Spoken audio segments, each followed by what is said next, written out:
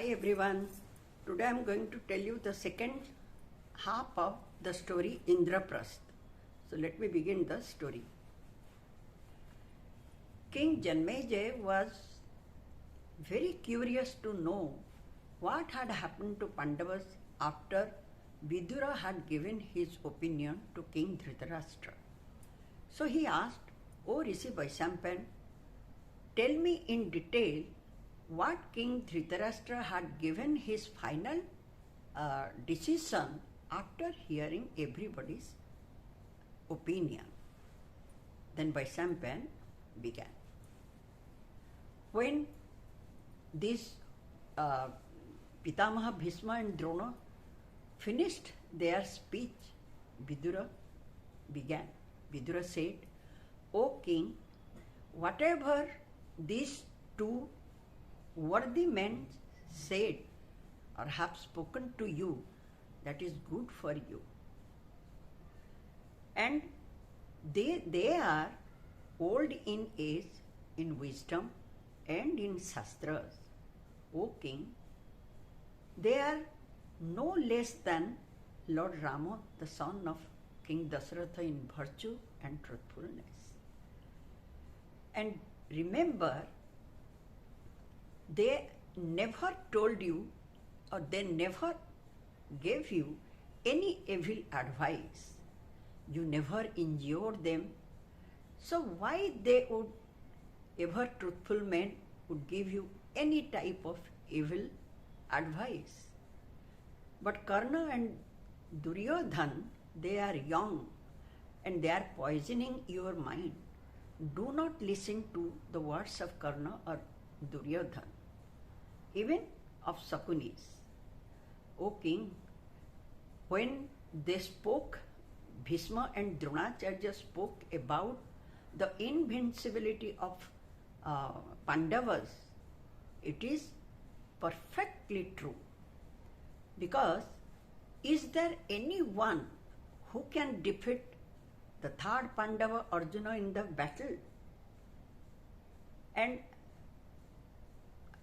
is there anyone who can defeat the mighty armed Bhimsen, who has 10,000 elephants' strength? He cannot be defeated by any immortals. And, O king, the twins are also well skilled. Who is there to defeat them? How can the eldest Pandava Yudhishthir, in whom the patience, forgiveness, truth, and prowess is always present, can he be defeated by anyone? So, O king, it all depends on you. Think wisely and give the final decision. If you follow the words of Karna, Duryodhan, or Shakuni, then the whole subjects of this Hastinapur will be annihilated. These two noble hearts, Bhishma and Guru Dronacharya, Pitamaha Bhishma and Guru Dronacharya, they always favored you. And not only that, for them, both Kurus and Pandavas are equal. They never did any partiality. So, O king, O noble heart, think it wisely. Whatever decision you will take, you can save the whole kingdom, or all at a time will be perished. Think about it. Not only that, just remember, Balaram is their ally, Pandava's ally, and Lord Krishna is their supervisor. Satyaki is their supporter. So, king, think about it. Where there is Krishna, victory is there. That you know very well. So it all depends on you. Being a learned man, I believe that you will take the final decision in right direction. Then he stopped his speech. Yes, Vidura also said that when the people of Hastinapur, they heard about that all the 5 Pandavas and Kunti are alive, they became exceedingly happy and eagerly they are waiting to see their virtuous Pandavas. So, O king, you just do what is agreeable to all of them. Then he kept quiet. After hearing everybody's opinion, King Dhritarastra said, O wise Vidura, whatever Pitamaha Bhishma and Guru Dronacharya and you yourself said is true, and it is definitely beneficial or good for me. So, wise Vidura, just I think the sons of Pandu, the best car warriors sons of Pandu, are also my sons according to the ordinance. So, Vidura, go to Panchala and with love and affectionate way bring them back to Hastinapur. Bring all the 5 Pandavas and our daughter-in-law Krishna and Kunti. Kindly give my message to King Drupada that we are exceedingly happy to receive all the Pandavas, Krishna and Kunti. When you are going to Panchala, carry as much ornaments and kingly attires and all that valuable gifts for the King Drupada and others. We are happy to know that the mighty armed King Drupada and his son Dhrishtadyumna has become our friends. So, Vidura, go quickly and give this message to King Drupada. After getting permission from Dhritarastra, Vidura went to Panchala. He reached there and both the king Drupada and Vidura duly exchanged their good wishes. He was received perfectly well by King King Drupada. Drupada became very happy and Vidura gave all the ornaments to Draupadi, Kunti and all the kingly attires to all of them. Then Vidura said, O King Drupada, this is the message given by my elder brother King Dhritarastra. Please listen to me. He said, O King Drupada, with your permission, let the Pandavas with their mother Kunti and wife Draupadi be present in Hastinapur. We all are happy to know what had happened in Panchala. So, O King, kindly let them come to Hastinapur as quick as possible.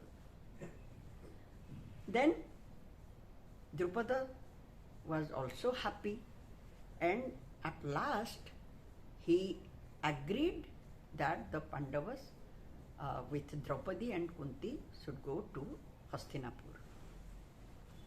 At last Vidura came back to Hastinapur with all of them.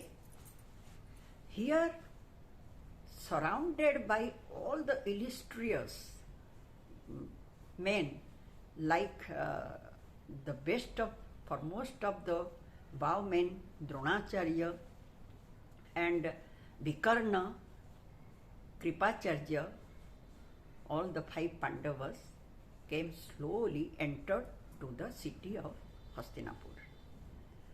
The people became so happy and the city became radiant with the curious sightseer of the city. They shouted, the people shouted, out of joy they shouted, "Oh God, if we ever poured the libation of ghee in the sacred fire, or if we ever did any dharma, or if we have given away in charity, then, O Lord, let Pandavas live here for 100 years, and let Yudhishthir be our king of our city." Like this way, they became very happy and they shouted out of joy. At last, Yudhishthir and all the four brothers with Draupadi and Kunti entered into the palace, and they paid their respect and they worshipped to their elders, Pitamaha Bhishma, Guru Dronacharya, Kripacharya and Dhritarastra. They bowed down their head in proper manner, worshipped them, and then they stood there with joined hands. And at last they entered to their palace that was assigned to them by King Dhritarastra. After taking a little rest, once again they were summoned by King Dhritarastra and Bhishma. When they came, Dhritarashtra said, "O Yudhishthir, O son, go to Khandavaprastha. I am going to give you half of the kingdom, that is Khandavaprastha. You go there with your brothers, mother Kunti and wife Draupadi, and live there like celestials. So there would be no more injury to anyone, and no difference will arise again. O son, all of you are virtuous, all of you are the follower of truth. So you go there and stay like celestials." Hearing the words of King Dhritarashtra, Yudhishthir with his brothers proceeded towards the fearful forest Khandavaprastha. Being Krishna led them to the forest, and at that time Vyasadeva came and he selected a sacred and auspicious land for them, and all the proper necessary ritual, necessary ceremonies were held, and they established the city over there. They took a land, auspicious and sacred land, by the advice of Vyasadeva. And in due course of time, the city grew up and